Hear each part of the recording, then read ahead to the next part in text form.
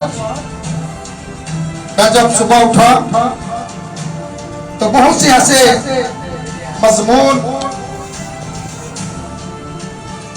के ऊपर मैंने गौर किया। एक बाइबल को पीछे बुजुर्गों को दे दो, ये दे दो।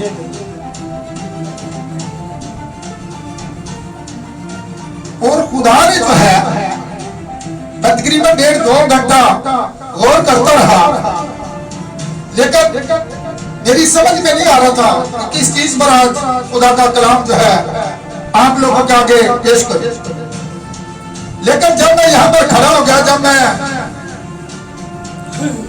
शुरू करने वाला था चर्च को, तो खुदा ने एक हवाला मेरे जहन के अंदर डाला ताकि आज इसी के ऊपर सिखाया जाए।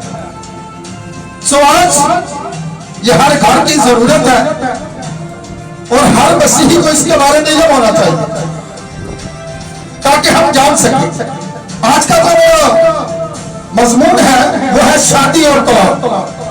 क्या है? शादी और तलाक। निकालिए मेरे साथ मरकज की अंजील उसका 10 बाब उसकी 7 से 8 है। जरा इस पर आज हम गौर करें कि कलाम मुकद्दस तलाक के बारे में क्या कहता है। आज बहुत से लोगों को इसके बारे में इल्म नहीं, जबकि हम मसीही हैं, हमें इन चीजों के बारे में अपने खुदा के कलाम के बारे में इल्म होना चाहिए।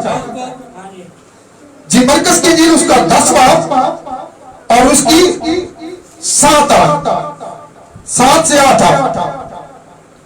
यहां पर लिखा हुआ है। सबने निकाल लिया वाला? यहां पर लिखा हुआ है, इसलिए मर्द अपने बाप से और मां से जुदा होकर अपनी बीवी के साथ रहेगा और वो उसकी बीवी दोनों एक जिस्म होंगे, बस वो दो नहीं बल्कि एक जिस्म। खुदा के कलाम के पढ़े जाने पर खुदा की बरकत। अब यहां पर जो है यीशु मसीह इस बात की तशरीह कर रहा है, क्योंकि ऊपर जो है जब हम 10 बाब की पहली ओर पर गौर करते हैं तो वहां पर क्या है, कुछ लोग आए हैं, फरीसी आई है, उन्होंने अगर यीशु मसीह पर यह सवाल किया है ताकि वो इनको इन बातों के बारे में बताए। यहां पर खुदा के खानदान की जो है तशरीह की गई है और उपदेश की किताब उसका 2 बाब और उसकी 21 आयत से लेकर 25 आयत तक हम देखें तो वहां पर क्या लिखा हुआ है, जरा गौर करें। इसके बाद हम अपने मजमून को शुरू करेंगे, क्योंकि यहां पर लिखा हुआ है, यह उपदेश की किताब 2 बाब 21 से 25 आयत सब निकाल ले। यहां पर लिखा है, और खुदा ने आदम पर गहरी नींद भेजी और वो सो गया और उसने उसकी पसलियों में से एक को निकाल लिया और उसकी जगह गोश्त भर दिया। और खुदा उस पसली से जो उसने आदम से निकाली थी एक औरत बनाकर उसे आदम के पास लाया और आदम ने कहा, ये तो अब मेरी हड्डियों में से हड्डी और मेरे गोश्त में से गोश्त है, इसलिए वो नारी कहलाएगी क्योंकि वो नर से निकाली गई। इस वास्ते मर्द अपने माँ बाप को छोड़ेगा और अपनी बीवी से मिला रहेगा और वो एक तन होंगे। और आदम और उसकी बीवी दोनों नंगे थे, शर्माते न थे। अब यहां पर हम देखते हैं कि उपदेश की किताब के अंदर जो ये बात पाई गई है, यीशु मसीह आपके बारे में उनके आगे जो है वो तशरीह बयान कर रहे थे, उसी की तशरीह कर रहे थे जिसको जानना बहुत जरूरी है। मसीही शादी जो है ये एक अहद का निशान है। मसीही शादी क्या है? एक अहद का निशान है। बाइबल मुकद्दस के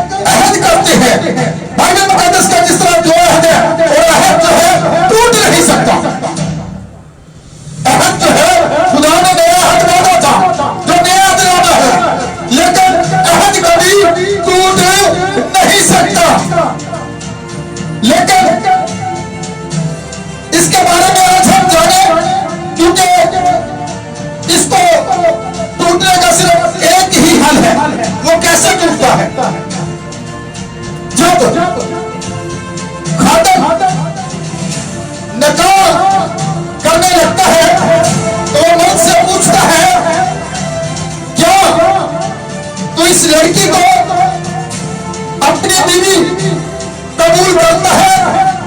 ये तुझे कबूल है?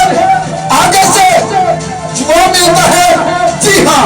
खातम पूछता है, तो इसके दुख में, तो इसकी तंगी में, तो इसकी बीमारी में, तो इसकी परेशानी में, तो इसकी हर मुसीबत में, यहां तक कि तू इसे कभी भी जो है नहीं छोड़ेगा, तू वफादार रहेगा, लेकिन सिर्फ और सिर्फ तुम्हें कौन सी चीज अलग कर सकती है, कौन सी चीज जो है वो जुदा कर सकती है? वो सिर्फ और सिर्फ मौत है। मौत इस हद को तोड़ सकती है, वरना यह हद टूट नहीं सकता। और इसी तरह खातम लड़की से भी ये बात पूछता है, लड़की से भी वो ये बात पूछता है, क्या इस अहद के अंदर आते हुए इस मर्द को जो है अपना शोहर तस्लीम करती है? फिर उससे भी वही लफाज दोहराए जाते हैं, क्या तो उसकी दुख में, मुसीबत में, परेशानी में, बीमारी में इसका साथ वफादार रहेगी? तो जवाब क्या मिलता है, जी हाँ।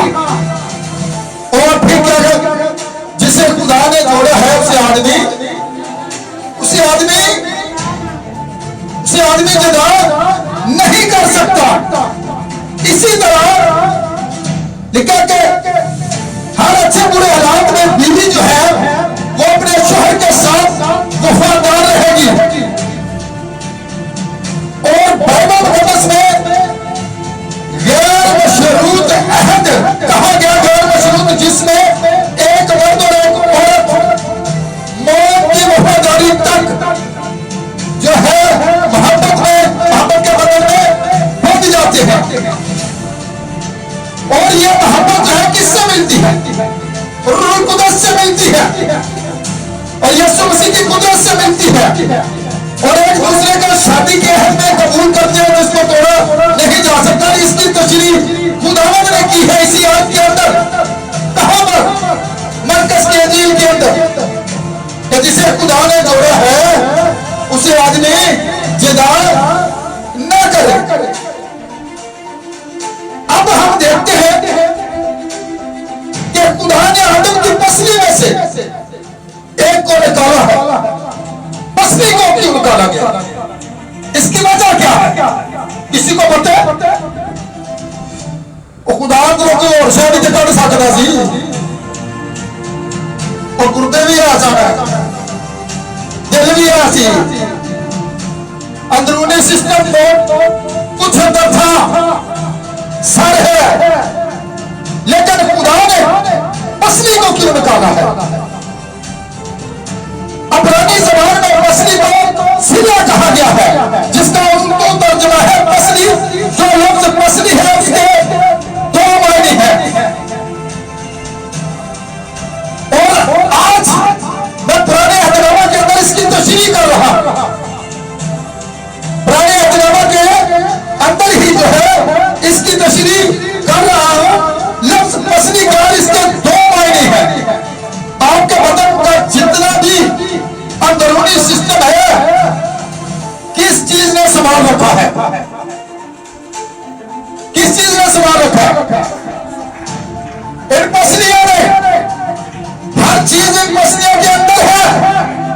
और खुदा ने जो है जिस तरह इन पसलियों को, इस पसलियों ने हमारे अंदरूनी सिस्टम को जो है महफूज रखा हुआ है। हर चीज अंदर है इसके, लेकिन बाहर पसलियां है, इन्होंने इसको जो है महफूज रखा हुआ है। इसी तरह पसली जो है ये सबसे अच्छी क्वालिटी है जो आपकी जिंदगी के अंदर खुदा ने रखी है। जरा इसके बारे में गौर करें कि जिस तरह पसलियों में तुझे संभाल रखा है, तूने क्या करना है? इसकी इज्जत करनी है, क्योंकि ये तेरे बदन से जब आदम पर खुदा ने गहरी नींद भेजी तो खुदा ने उसकी पसलियों में से एक पसली निकाली किसको निकाला है? पत्नी को निकाला है, ताकि उसकी क्या करे? ब्राह्मण की हिस्सेदार बन जाए। और तो उसके पास बना कर लाया, तो आदम ने आगे से क्या जवाब दिया है? आदम जो है ये इब्रानी ज़बान का लफ्ज है, जिसका उर्दू तर्जुमा आदम किया गया है, जिसका उर्दू तर्जुमा आदम के मर्द और औरत। ये नहीं है कि मर्द जो है औरत पर हुकूमत जताता रहे। दोनों बराबर हैं, दोनों क्या है? बराबर हैं। क्योंकि इसके बारे में आपको बताऊंगा, क्योंकि खुदा ने इसी चीज के बारे में जो इसकी वजाहत की, और खुदा के कलाम के अंदर पसली का जो दूसरा मतलब है, यानी घर का जो है तेरे ये पिलर है। जिस तरह इसने ये अंदर वाली चीजों को जो है महफूज कर रखा है, संभाल कर रखा है, इसी तरह खुदा ने आदम से ये कहा है कि तूने क्या करना है? बीवी जो है ये तेरे घर के अंदर बीम है। बीम समझते हैं? बीम जो नीचे लगाया जाता है छत को महफूज करने के लिए, छत की हिफाजत के लिए, ताकि ये नीचे ना गिरे।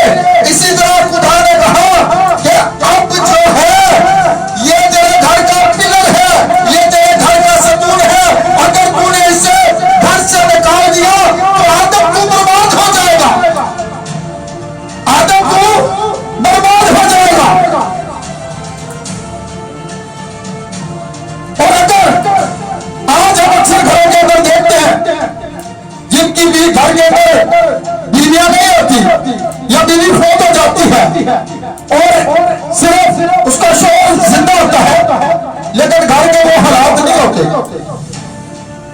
वो हालात नहीं होते। क्योंकि इसी तरह खुदा ने आदम से ये बात कही कि जिस तरह, गौर करें जरा इस बात पर, मेरे साथ जरा निकाल लें रोमियो की एक किताब, रोमियो का रसूल के नाम, रोमियो का नाम खत निकाले जरा मेरे साथ। उसके साथ बात पर भी जरा गौर करेंगे और उसी पर जाकर एंड करेंगे, ताकि आज आपको पता चल सके। सब निकाल ले हवाला।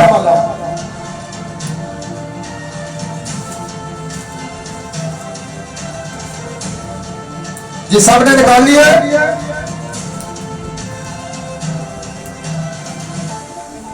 जी मिल गया? क्या लिखा हुआ है उसकी 3 आयत से पढ़े। बस अगर शोहर के जीते जी दूसरे मर्द की हो जाए तो जानिया कहलाएगी, लेकिन अगर शोहर मर जाए तो वह उस शरीयत से आजाद है। यहाँ तक कि अगर दूसरे मर्द की हो भी जाए तो जानिया ना कहलाएगी। बस ऐ मेरे भाइयों, तुम भी मसीह के बदन के वसीला से शरीयत के एतबार से, बस यही तो क्या लिखा हुआ है? गौर करें जरा 3 आयत के ऊपर। बस अगर शोहर के जीते जी दूसरे मर्द की हो जाए तो जानिया कहलाएगी, लेकिन अगर शोहर मर जाए तो वो उस शरीयत से आजाद है, वो उस हद से आजाद है जो हद मांगा गया था। बाइबल के ऊपर हाथ रखता, और यहां तक अगर दूसरे मर्द की हो भी जाए तो जानिया ना ठहरेगी। और इसी पर इस पर हम गौर करें, जैसा कि आदम ने कहा ये तो मेरी हड्डियों में से हड्डी और मेरे गोश्त में से गोश्त है। इसका जो दूसरी शादी का मतलब ये कि घर का भीड़ तोड़ देना है। क्या है? घर का भीड़ तोड़ देना है। मर्द चाहे दोनों के लिए ये जरूरी बात है कि वो मोहब्बत से रहे। घरों के अंदर ओछ नहीं हो जाती है, लड़ाई झगड़े की हो जाती है, लेकिन आप कोई ऐसा कदम ना उठाएं जिसके आप लानत के नीचे चले जाएं। शादी तो एक रस्म है, इसे खुदा मौका देता है। जब आप बाइबल के ऊपर हाथ रखते हैं तो आप अहद करते हैं, आप खुदा के साथ, खुदा भी वहां पर मौजूद होता है। जब आप बाइबल के ऊपर हाथ रखते हैं, जब आप हाथ रखकर वहां पर इकरार करते हैं, और खुदावंद यीशु मसीह अज़दवाजी रिश्ते को चर्च के साथ मिलाया। खुदावंद यीशु मसीह हमारा दूल्हा है और आप उसकी दुल्हन है। और एक खुद ही फैसला करें, यीशु जो आपका दूल्हा आपको तलाक देके जाएगा? बताइए। हम गुनाहगार होते हैं, हम इतने गलत काम करते हैं, क्या वो हमें छोड़ देता है? वो फिर भी अपने गले से लगाता है, लेकिन एक शर्त है कि हम क्या करें? जैसा वो हुक्म देता है उसके मुताबिक हम उसके पास आए, क्योंकि वो हमारा दूल्हा है। अगर हम उसकी दुल्हन है तो फिर हमें भी जो है उसके कलाम के बयान के मुताबिक उसके पास आना होगा।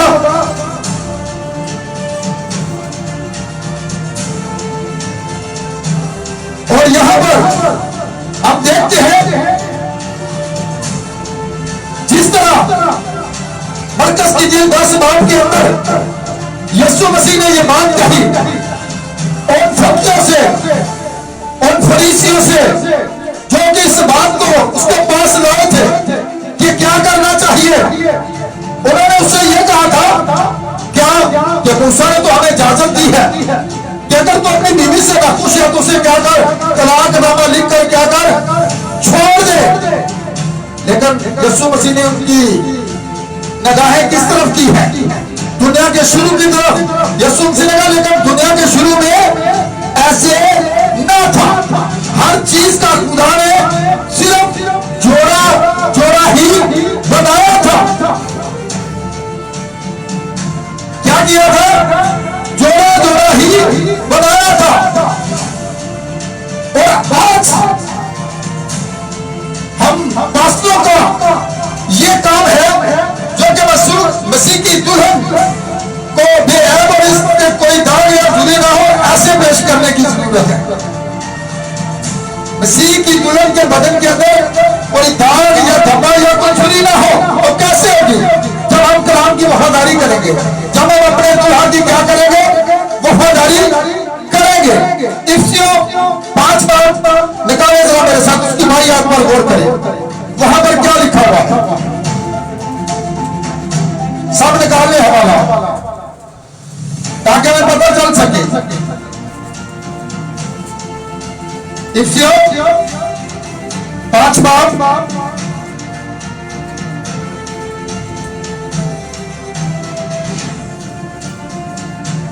मिल गया हवाला।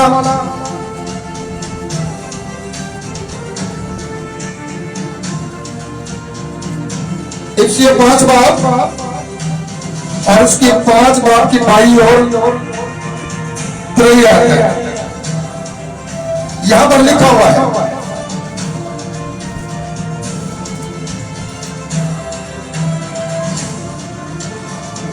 ये सबने वाला निकाल दिया।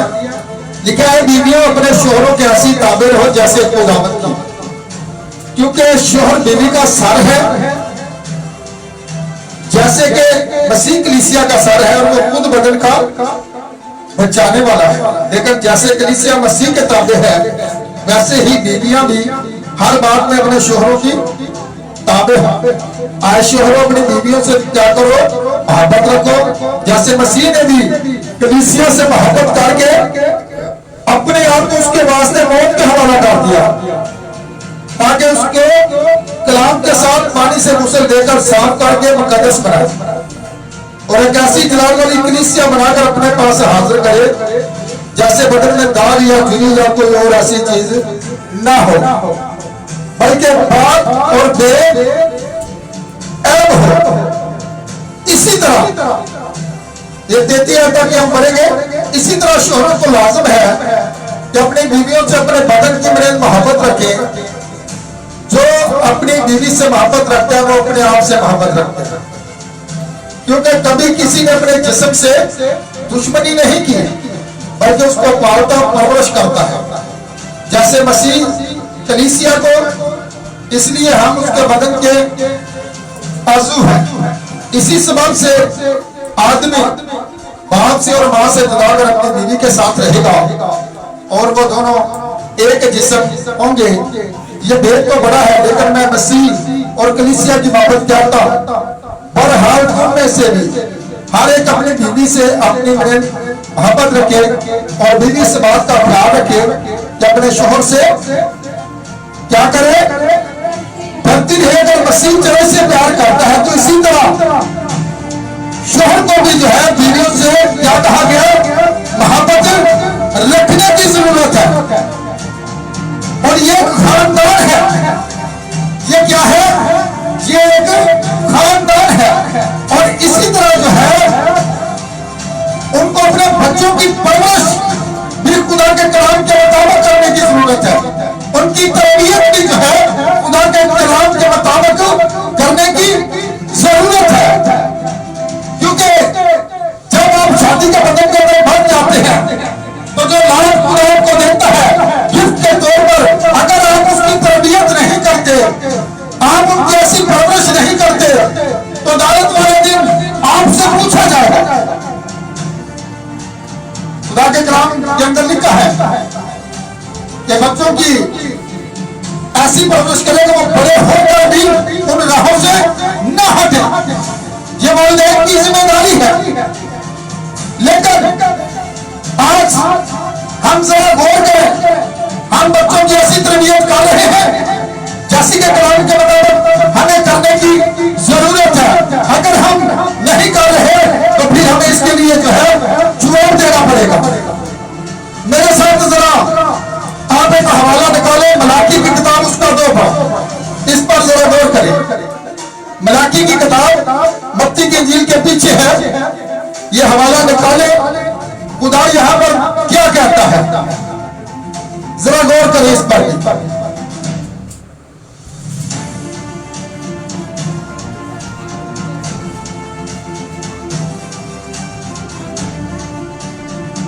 मलाकी की किताब है, उसका 2 बाब, उसकी 14 आयत है।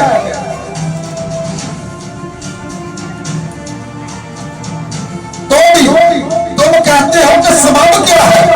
सबब यह है कि खुदावंद तेरे और तेरी जवानी की बीवी के दरमियान गवाह था। कौन कह रहा है? खुदा खुद कह रहा है कि तुम कहते हो सबब क्या है?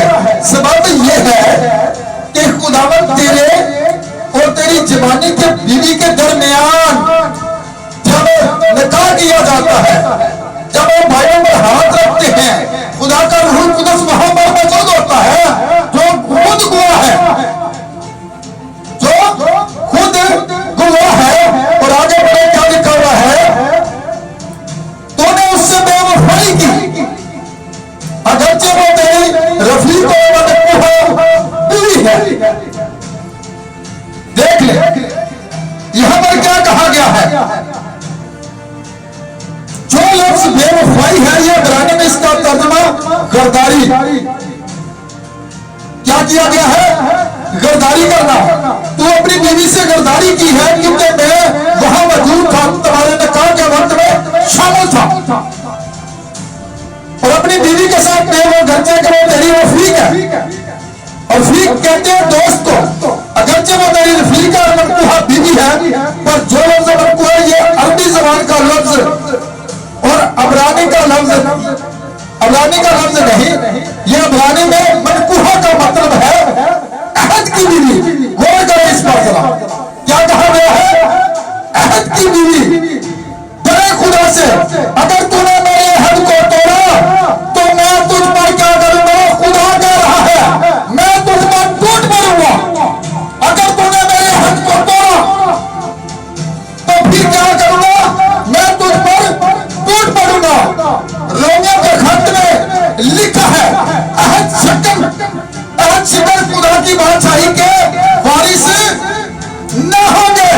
अहद शिकन खुदा की बादशाही और इस्लाम ये कौन जो अहद को तोड़ते, वो खुदा की बात है कि हमारी से न होंगे। और यहाँ पर आगे अगर हम गौर करें तो लिखा है हर रोज शुक्र करना चाहिए। बीवी को शहर के लिए खुदा का शुक्र करना चाहिए, शहर को बीवी के लिए खुदा का शुक्र करना चाहिए, बच्चों को साथ लेकर खुदा की शुक्रगुजारी करनी चाहिए। अगर हम खुदा के अहद को तोड़ते हैं तो अहद चिकन है, और अहद चिकन लिखा है खुदा की बादशाही के क्या होंगे, वारिस न होंगे। अगर हम खुदा की बादशाही के वारिस बनना चाहते हैं तो फिर हमें इन बातों से, ऐसे ख्यालों से, ऐसी सोचों से जो कि हमें खुदा से दूर कर सकती है। आज घरों के अंदर जब लड़ाई झगड़ा हो जाता है, ऐसी ऐसी बातें हो जाती हैं, बातें अदालत तक चली जाती है, और लड़की वाले केस कर देते हैं, लड़के वाले केस कर देते हैं, और वो ये दावा दायर कर देते हैं कि मैं इससे तलाक दूंगी। लड़के वाले कहते हैं मैं इसे क्या करूंगा, मैं इसे तलाक दूंगा। आज इसी के ऊपर हमारा टॉपिक है, शादी और तलाक। बाइबल क्या कहती है, खुदा के अगर तूने मेरे अहद को तोड़ा तो फिर मैं तुझ पर क्या करूंगा, बजाय के खुदा को फिर बरकत दे शादी के बाद मजीद लानत के नीचे चले जाओ। तो क्या आप खुदा के कलाम को तोड़ रहे हैं, आप खुदा के अहद को तोड़ रहे हैं जिसके ऊपर रखकर आपने वादा किया था। फिर दुनिया की कोई अदालत, खा वो हाई कोर्ट हो, खा वो सुप्रीम कोर्ट हो, खा वो बड़े पंचायत हो, वो आपको अलग नहीं कर सकती, क्योंकि खुदा का कानून जो है बाइबल के अंदर है, और ये मुल्क के कानून पर भी जो है सबकत हासिल करता है। ये खुदा का जो कानून है मुल्क के कानून पर भी जो है सबकत हासिल करता है। अगर इसीलिए तो लिखा है जिसे खुदा ने जोड़ा है उसे आदमी, तो फिर दुनिया की कौन सी ऐसी पावर है जिसे खुदा ने जोड़ा है उसे आदमी जुदा, क्या सुप्रीम कोर्ट कर सकती है? जरा ऊपर नीचे देखिए दो, क्योंकि यहां पर लिखा हुआ है जिसे खुदा ने जोड़ा है उसे आदमी जुदा ना करे। इसलिए आज हम परे पचाते बैठा लेते हैं फैसला करने के लिए, लेकिन खुदा का कलाम यहां पर हमें सख्ती से कह रहा है, बता रहा कि इन्हें कोई जदा ना करे जिसे खुदा ने जोड़ दिया है। बाइबल के ऊपर हाथ रखकर वादा करता, हम दुख में, मुसीबत में, परेशानी में, हर तरह के ऐसे हालात में हम एक दूसरे के साथ वफादार रहेंगे, लेकिन जब थोड़ी सी मुश्किलात आती है, गुस्सा आता है, अपनी इस घरों को बर्बाद करता है, लेकिन खुदा इस बात से खुश नहीं है कि घर टूटे। खुदा इस बात पर खुश है, खुदा ने आपको बरकत दी है क्योंकि आपने अहद जो खुदा के हुजूर किया है। तो फिर यहां पर आज बहुत से ऐसे सवाल हैं। आजकल बच्चे हो सकता है वालिदैन को मौका ही ना दे कि वो उनकी जिंदगी का फैसला करें, वो खुद ही कहते हैं जो फैसला मैंने कर दिया बस इस पर हम आमीन करें, बड़ों को फैसला सुना देते। बच्चों की बात कर रहा हूं जो SMS करते हैं, जो नेट पर सारा दिन लगे रहते हैं, वो खुद ही अपनी दुल्हने तलाश करते रहते हैं और खुद ही SMS करके घर वालों को मौका ही नहीं देते कि वो उनकी जिंदगी का फैसला कर सके। और आज आप देखें इब्राहिम को जब अपने बेटे इसहाक के लिए बीवी की तलाश थी तो उसने अपने नौकर को भेजा, उसने अपने नौकर को भेजा। और इब्राहिम को कैसी बहू की जरूरत थी जो खुदा से डरती हो, जो खुदा से प्यार करती हो, जो खुदा के कलाम के साथ खड़ी हो। और जब अलीअज़र जा रहा था, अब देखे नौकर को भेज दिया रिश्ता तलाश करने के, आज तो हम कहते हैं कितनी देर तक मैं खुद ना देखूं तो मैं कैसे अपने बेटी का या बेटे के रिश्ते को कबूल कर सकता हूं। उसे अपने नौकर के ऊपर इतना एतबार था, उसने उसको रोक दिया और उसका नौकर भी खुदा से प्यार करता है। वो भी क्या कहता है कि वही मेरे मालिक की, मेरे आका की बीवी होगी जो मेरे ऊँटों को भी पानी पिलाए। ऐसी बात है बच्चे, ऐसी बात है। और जो उसने दिल के अंदर सोचा था वैसा ही आगे पाया और वही ऊँट के ऊपर उसे बैठाकर अपने आका के बेटे के लिए, इसहाक के लिए लाया। तो उनकी मुलाकात कहां पर हुई है? दरमियान में इसहाक भी जो है वो अपने बाप के घर से निकल चुका है और वो भी अपने बाप के घर से निकल चुका है और वो ऊँट के ऊपर बैठा कर उसे अलियाज़र लाया। क्या आज लोग रिश्तों के लिए परेशान हैं? लोग कहते हैं भाई जी दुआ करें, हमारी बेटियां हमारे घर के अंदर है लेकिन कोई रिश्ता नहीं आ रहा। इसकी वजह क्या है? सब क्या है? आप खुदा पर ईमान रखिए। अगर खुदा इसहाक के लिए रिब्का को मुहैया कर सकता है तो वो अच्छे से अच्छे रिश्ते भी आपके घरों के अंदर बनवा सकता है। उसका अगर कोई शर्त है तो नामुमकिन नहीं है। कोई भी बात जो है उसके लिए नामुमकिन नहीं है। और आज जब हम लोगों के घरों के अंदर जाते हैं बहुत सी ऐसी बातें सुनने को मिलती है। मैं कश्मीर के अंदर था तो वहां पर एक भाई था, वो मुझे कहता है कि भाई जी ये तो एक बहुत बड़ी ज्यादती होगी कि बाइबल के अंदर लिखा है। मैंने कहा मैं अपनी बात नहीं बता रहा, मैं वो बात बता रहा हूं जो बाइबल कह रही, जो हमारा खुदा का कलाम कह रहा है। लेकिन कलाम के अंदर यह लिखा है, आज अगर हम थोड़ा गौर करें, मैं इस बात पर आऊंगा, घर के अंदर बीवी है लेकिन अगर कोई लड़का बाहर कोई और लड़की देख लेता है उसे पसंद करने लग जाता है तो घर के अंदर बीवी बैठी है। क्या ये वसीयत है? बाइबल के अंदर लिखा हुआ कि नसीहत के अंदर एक ही शादी की इजाजत है। कितनी शादियों की इजाजत है? रसूल कहता है क्या खादम वो बने जो एक बीवी का एक भी। ये बात याद रखिए। इसीलिए मलाकी की किताब के अंदर क्या कहता है? खुदा तूने अपनी जवानी की बीवी के साथ क्या किया है? बेवफाई की है। लेकिन मैं गवाह हूं, अदालत तो उसी खुदा ने करनी है। खुदा कहता है उस वक्त वहां पर मौजूद था जब तूने अहद बांधा था, जब अहद किया था मेरी किताब के ऊपर हाथ रखकर। तो आज देखें कुछ लोग कहते जी मेरी ना बढ़ती नहीं और नादर की तरह नादर निकल आती है। लेकिन बाइबल को देखिए, हमारा खुदा का कलाम क्या कहते हैं? अपनी बाइबल को देखते रहे, खुदा को देखते रहे। लिखा है कि खुदा जो है इब्राहिम के लिए पत्थरों से भी याद पैदा कर सकता है। वही बात जो आप लोगों की जिंदगी के लिए नामुमकिन ना होगी। दुआ हमारा ऐसा प्यार है, आप खुदा की हुजूर झुक जाए, आप खुदा के हुजूर गिड़गिड़ा कर दुआ में बैठे रहे और वो चाहे तो आपके दुश्मनों को भी आपका दोस्त बना दे, बशर्ते कि हम खुदा के कलाम के अंदर लिखा है। क्या पता है औरत तो अपने मर्द को बचा ले, और क्या पता मर्द अगर रास्तबाज है, वो दुआ में ठहरा हुआ है, तो हो सकता है उसकी बीवी तब्दील हो जाए। खुदा ज़हनों को बदलने की कुदरत रखता है, खुदा दिलों को बदलने की कुदरत रखता है।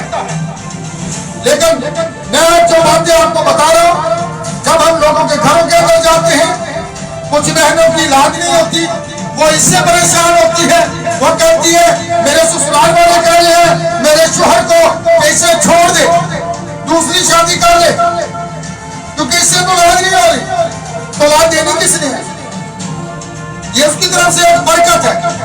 बजाय कि आप खुदा से बरकत लें, मजीद इसके कि आप लानत के नीचे चले जाएं। जब आप अहद को तोड़ते हैं, कहते हैं मैं इसे छोड़ता हूं और दूसरी से शादी करता हूं, तो इस बात से खुदा खुश नहीं, खुदा तलाक से बेजार है, खुदा तलाक से बेजार है। तो क्या आप उसके कलाम को तोड़ते, आप उसके अहद को तोड़ते, और आज सिकम जो है वो खुदा की बात छड़ के बारिश न होंगे। लेकिन क्या है, जैसा मैंने पहले कहा कि खुदा इन पत्थरों से भी जो है इब्राहिम के लिए लाभ पैदा कर सकता है, उन बहनों के लिए भी जो मुझे देख रही है या सुन रही है, वो दुआ में ठहरे, उस वक्त तक दुआ में ठहरी रहे जब तक कि खुदा की तरफ से उन्हें जवाब नहीं मिलता। हन्ना से सीखे, वो दुआ में ठहरी रही, जिसने शमूएल जैसा बेटा खुदा से हासिल किया। आप भी दुआ में ठहरी रहे तो कोई भी बात आपके लिए नामुमकिन न होगी। बजाय कि आप इधर उधर की बातों में अपना वक्त सर्फ करती रहे, इधर उधर की बातों में अपना वक्त सर्फ करते रहे, बल्कि आप खुदा के कलाम के मुताबिक उसके पास आ जाए तो आपके लिए कोई भी बात जो है वो नामुमकिन न होगी। और बाइबल के अंदर और भी लिखा है,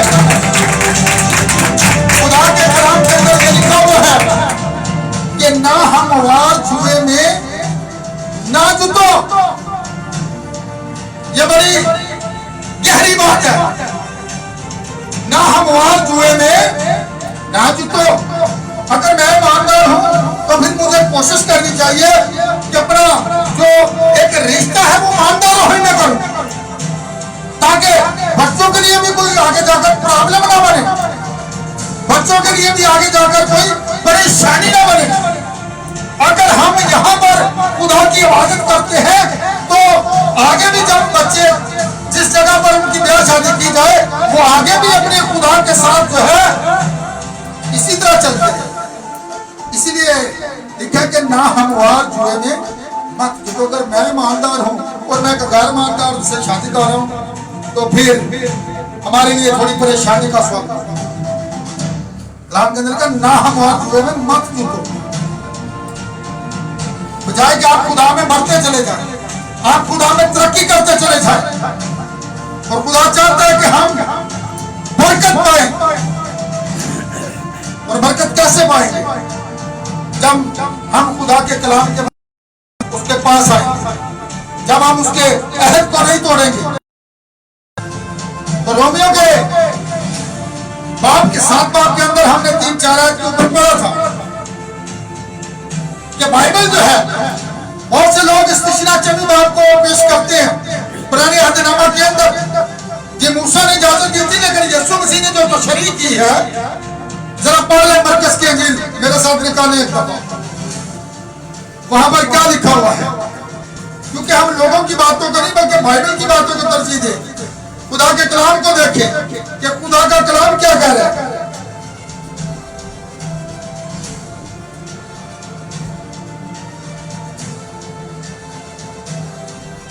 जी आगे जाकर शागिर्दों ने सवाल किया है, 10 आयत से पढ़ें, मरकज 10 बाब की 10 आयत।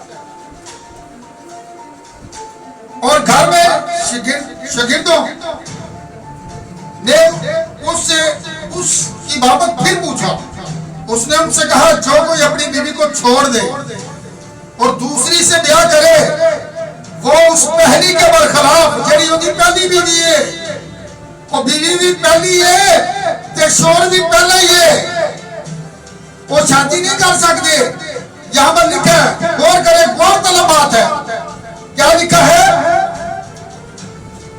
उनसे कहा, जो कोई अपनी बीवी को छोड़ दे और दूसरी से ब्याह करे वो उस पहली के बरखलाफ ज़िना करता है। और अगर औरत अपने शोहर को छोड़ दे और दूसरे से ब्याह करे तो ज़िना कर। इसके बारे में आगे पौलुस रसूल ने कहा रोमियो के 7 बाब के अंदर 3 और 4 आयत के अंदर, फिर जरा पढ़े एक दफा निकाल के ताकि आपको पता चल सके पौलुस रसूल ने इसकी क्या आगे जाकर वजाहत की है, वो क्या सिखाता है इसके बारे में, ताकि हमें आज पता चल सके अगर ये बातें कर जाते हैं, थोड़ा सा घर में गुस्सा होंगे, मैं तलाक दे दूंगा, मैं ये कर दूंगा, मैं वो कर दूंगा, लेकिन अपने बाइबल के बारे में इल्म होना चाहिए कि हमारा खुदा का कलाम क्या कहता है। जी बेटा मिल गया, इधर देख रहा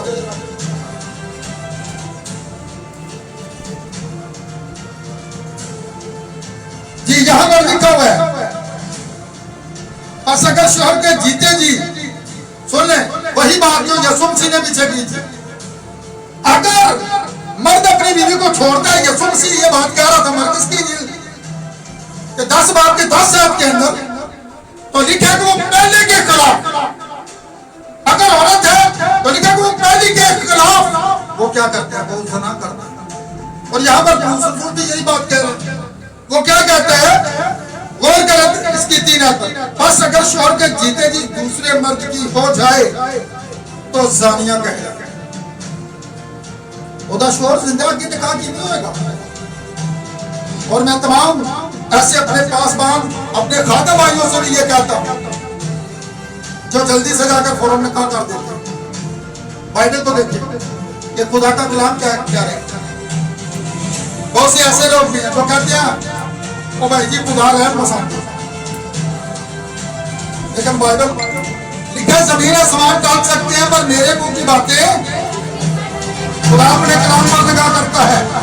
खुदा कलाम को देखता है। और यहाँ पर उसने क्लियर कर दिया, उसने क्या कहा है, अगर वो अपने शौहर के जीते जी जाकर दूसरे से चाहे निकाह ही कर ले, लेकिन वो ज़ानिया ठहरे, ये गुनाह है, क्योंकि बाइबल दूसरी शादी की इजाजत नहीं दे रही।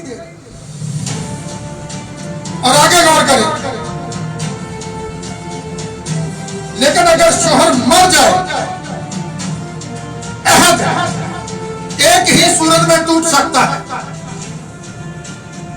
खुदा का हजूर जो आपने अहद किया था, बाइबल के ऊपर हाथ रखकर जो निकाह किया था, जिसके ऊपर आपने किराया किया था कि मुझे सिर्फ और सिर्फ हम दोनों को सिर्फ जो है मौत ही कर सकती है और दुनिया की कोई ताकत हमें लग नहीं कर सकती, मौत हमें इस अहद से जो है छुड़ा सकती है।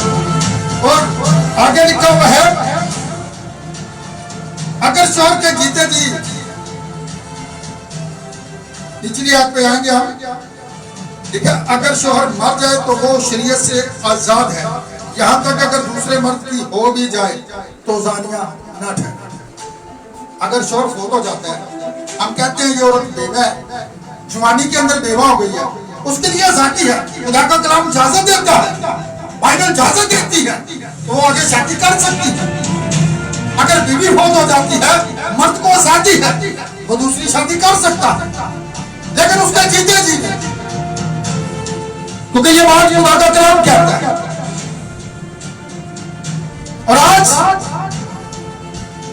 आदम को पता है 8,000 रुपया मिल गया, निकाह करना है ना भाई जी, मुंडा भी तलाक याफ्ता है, कुड़ी भी तलाक याफ्ता है, फटाफट छेती लियो और मैं निकाह कर देगा भाई, ये कड़ी कर।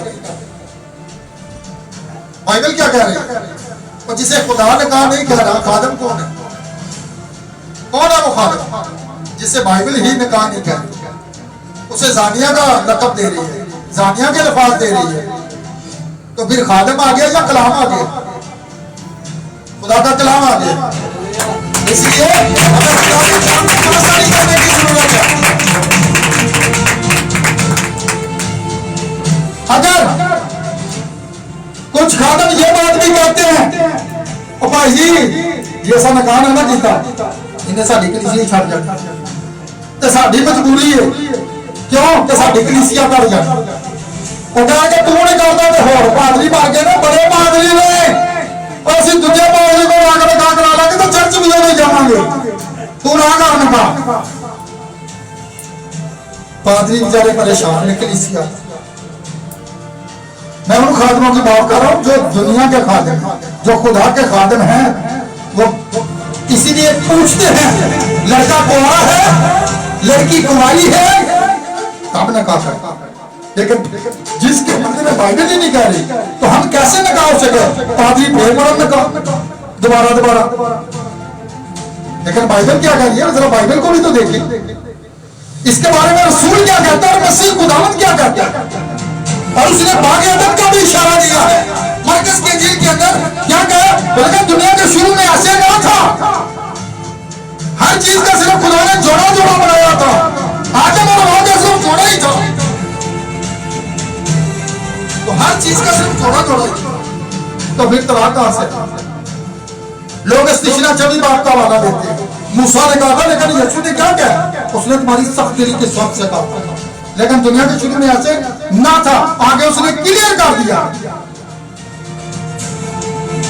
अगर पुलिस की बातों पर गौर करें तो लिखा है शरीयत से आजाद है, यहाँ तक कि अगर दूसरे मर्द की हो भी जाए तो जानिया ना डरेगी। बस आए मेरे भाइयों में, भाइयों तुम भी मसीह के बदन के वसीला से शरीयत के दबाव से इसलिए मुर्दा बन गए कि उस दूसरे के हो जाओ जो मुर्दों में से जलाए। देखिए आज ਤੇ ਫਿਰ ਅੱਜ ਕੁਝ ਲੋਕ ਪੁਲਿਸਿਆ ਬਣਾਉਣ ਵਾਲੇ छोटा जी भाई हमें नुकता जी नहीं करता है, असि खादम नहीं, हम अपनी बड़ाई नहीं करते, हम खुदा के कलाम की बड़ाई चाहते हैं, हम खुदा के कलाम की इज्जत करते हैं। हम उन बहुओं को, उन बेटियों को, उन बहनों को जो भी ऐसे ख्यालात रखती हैं या उनके घरों के अंदर कोई लड़ाई झगड़ा है, कोई फसादात है या कोई अबलीस का मंसूबा है, तो वो भी फौरन कह देती है मैं अब इसके साथ नहीं रहूंगी, जो मर्जी हो जाए, दुनिया इधर दी इधर हो जाए, मैं तो इसको तलाक ही देना। लेकिन बाइबल क्या कह रही है, ये जिंदगी कितना अरसा हम जमीन पर गुजारेंगे किसी को पता। हो सकता है सुबह उठने हमने के नहीं उठना, लेकिन खुदा के हजूर हमें इसका जवाब देना पड़ेगा। खुदा इस बात से खुश नहीं है, बजाय के खुदा हमें बरकत दे, खुदा हम पर लानत भेज दे, क्योंकि हम जब उसके कलाम को रद्द करते हैं, ये रद्द करना है। जब हम बाइबल को हाथ रखकर उस अहद को तोड़ते हैं तो इसका मतलब हमारे कलाम की कोई कदर नहीं, इस खुदा के कलाम की कोई इज्जत नहीं, जिसके ऊपर हमने हाथ रखा था, लड़की ने भी रखा था, लड़के ने भी रखा था, दोनों ने हाथ किया था, फिर उसे तोड़ते। तो इसीलिए लिखा अहद शिकन, इफ्सियों के बाप के अंदर क्या लिखा है, अहद शिकन खुदा की बादशाही के वारिस ना हो, बजाय कि हम खुदा से बरकत हासिल करें। और मैं तो ये चाहता हूं जितनी बेटियां, जितने बेटे या जितने लोग भी मुझे देख रहे हैं या सुन रहे हैं, अगर उनके घरों के अंदर कुछ इख्तलाफात हैं तो वो कोशिश करें मेल मिलाप कर ले, आपस में क्या कर ले, मेल मिलाप कर ले, तलाक की तरफ मत जाए। इस बात पर खुदा खुश नहीं है, बल्कि आप खुदा के कलाम को इज्जत दें और दुआ में ठाने दें। खुदा सब कुछ करने की कुदरत रखते हैं, उसके आगे कोई बात जो है वो नामुमकिन नहीं है।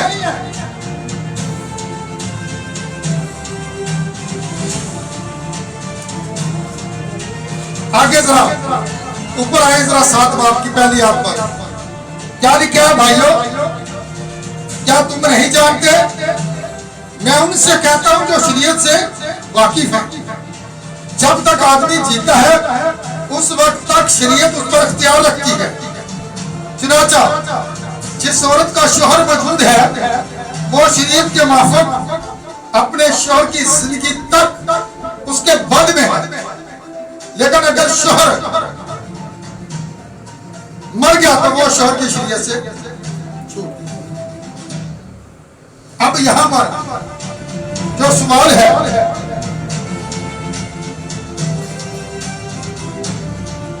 औरत के बारे में यहां पर यह बात की गई, जरा गौर कर लें।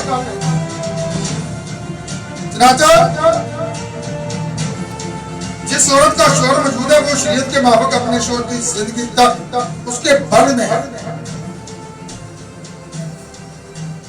उसके बद में है, लेकिन ये बात मर्द के बारे में नहीं कही। मेन पॉइंट, जब तक उसका शौहर जीता है वो उसके बद में है। लेकिन मैं मैसेज को यहीं पर क्लोज करूंगा। खुदा चाहता है कि जिनके घरों के अंदर आज लड़ाई झगड़े चलते हैं या चल रहे हैं, या जिनके घरों के अंदर नाराजगी है, जिन लोगों के बीवियां जो है वो मेके ऊपर जाकर बैठी हुई है, वो वापस अपने घर आ जाए। ये खुदा चाहता है, खुदा आप लोगों को बरकत देना चाहता है कि आप उसके अहद की पासदारी करें, आप खुदा के कलाम को इज्जत दें, आप खुदा के कलाम की तज़ीम करें, क्योंकि जैसा उसके कलाम में लिखा है तो उसने अपने हर नाम से ज्यादा अपने कलाम को अज़मत दी। आप उस कलाम की इज्जत करें तो यकीनन कोई भी बात आप लोगों के लिए नामुमकिन ना होगी। वो यीशु मसीह जो है वो गिरोहों को उठा खड़ा करता है और वही घरों को बसाने वाला है, शैतान बर्बाद करने वाला है, लेकिन खुदा घर को बसाता है। लेकिन बशर्ते कि हम उसके हुजूर आजिज़ी के साथ, हलीमी के साथ है, उसके आगे सर नगू रहे और उस वक्त तक उसके कदमों में गिरे रहे कि खुदावन मेरे घर के अंदर ये मसला है, हमारे घर के अंदर ये प्रॉब्लम चल रही है। अगर इससे पहले जिन शोहरों की बीवियों से नाराजगी है, अगर वो इस मैसेज को सुन रही है या सुन रहे हैं, तो वो दोनों एक दूसरे के साथ सुलह।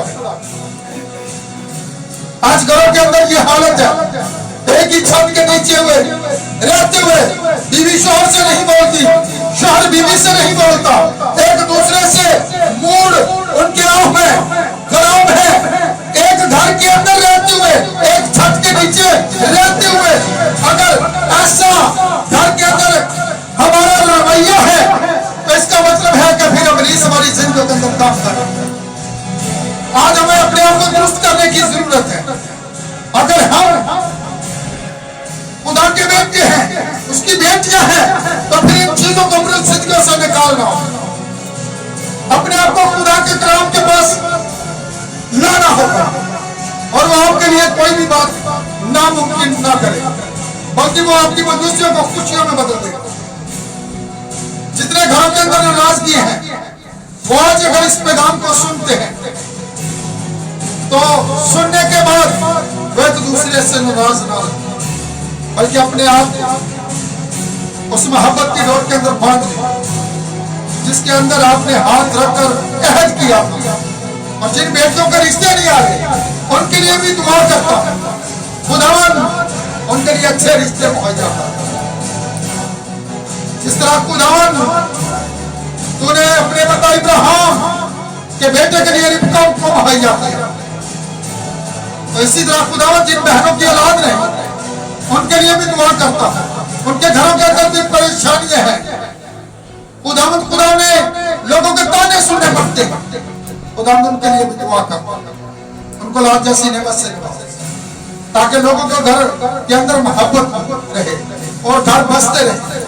खुदावंद जितने लोग भी आज खुदावंद खुदा इस पैगाम को सुन रहे हैं, उन सब पर तेरी बरकत को चाहो, तेरा हाथ उन पर चाहो। और खुदा मेरा ईमान है कि जो कुछ भी मैंने मांगा सो पाया, खुदा यीशु मसीह का नाम से आमीन।